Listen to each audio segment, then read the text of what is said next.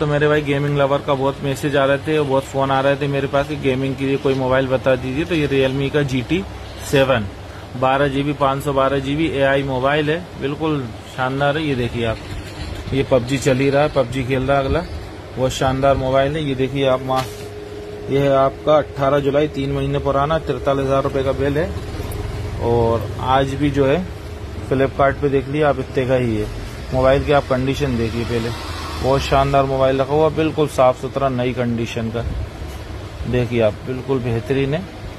और अपने गेमिंग लवरों के लिए अपन दे देंगे मात्र 30,000 रुपए में।